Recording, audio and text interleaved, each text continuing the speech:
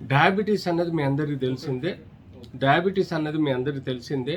యూజువల్గా blood glucose levels ఫాస్టింగ్లో 100 దాటిన, post లంచ్లో అంటే అన్నం తిన్న తర్వాత 160, 180, 200 పైబడి దాటిన దాన్ని మనం డయాబెటిక్ అంటాం. డయాబెటీస్ అంటే బాడీలో ఇన్సులిన్ ప్యాంక్రియాస్లో ప్రొడ్యూస్ అయ్యి అది రక్తంలో ఉన్న గ్లూకోజ్ని కంట్రోల్ చేస్తుంది. ఎప్పుడైతే సఫిషియంట్ ఇన్సులిన్ ప్రతి మనిషిలో ప్యాంక్రియాస్ సరిగ్గా పనిచేస్తే ఆ ఇన్సులిన్ ద్వారా ఈ గ్లూకోజ్ని కంట్రోల్ చేయాలి.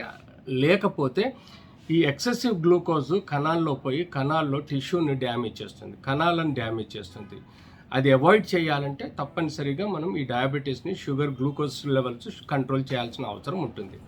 సో డయాబెటీస్ ఎప్పుడైతే మనకు ఈ యొక్క బాడీలో అవయవాల్లో ఉండే కణాలను కూడా దెబ్బతీసే ఆస్కారం కూడా ఉంటుంది.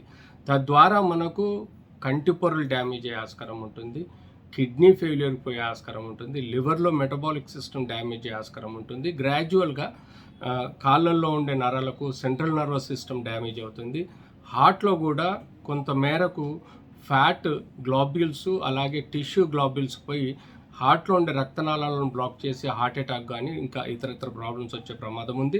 అంతేకాకుండా ఇవే క్లాట్స్, మైక్రో క్లాట్స్ బ్రెయిన్కి పోయే మేజర్ వజల్స్లలో కూడా బ్లాక్ని ఏర్పరిచి బ్రెయిన్లో డ్యామేజ్ అంటే ఇస్కిమియల్ అటాక్ అని అంటాము. దాన్ని రావటం వలన పెరాప్లీజియా రావడం, క్వాడ్రిప్లీజియా రావడం అంటే పక్షవాతం రావడం లాంటివి వస్తాయి. కాబట్టి అబ్సల్యూట్లీ డయాబెటీస్ని కంట్రోల్ చేయాల్సిన పద్ధతిలో మనం కావాల్సిన ఇంజెక్షన్సా, మెడిసిన్సా, ఫిజియోథెరపీయా లేకపోతే ఇతరత్ర న్యూట్రిషన్ ప్రాపర్ తీసుకోవడం అనేది చేస్తూ ఉంటే తప్పనిసరిగా మనం డయాబెటీస్ని కంట్రోల్ చేయవచ్చు.